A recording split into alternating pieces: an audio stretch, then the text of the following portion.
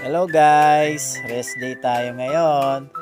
Yan, magluluto tayo ngayon dito sa bahay ng ating menu for today is apritadang manok. Yan guys, ginisa ko na siya. Yan, para lumabas ang ating mga aromatic na amoy ng ating apritadang manok. Yan, ng sibuyas. Yan, sibuyas, bawang.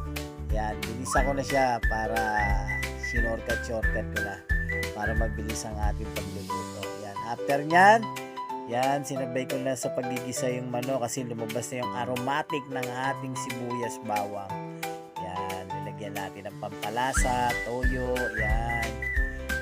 Guys, yan, after ng ating gisa, tinakpan natin ng kaunti. Yan, after 5 minutes, nilagay na rin natin, ilalo na rin natin ang ating yan, patatas tsaka carrots. Yan guys, hinalo na natin, sinama na natin sa ating pagigisa sa ating apritadang manok. Yan guys, yan, dahil day off tayo ngayon, ipagluluto natin sila ang ating mga bulilit ng apritadang manok. Yan. Medyo gumamit lang ako dito ng isang sili para medyo may kagat ng konti ang anghang.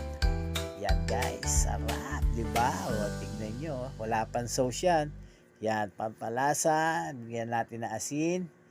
Yan, yung mga pampalasa yan.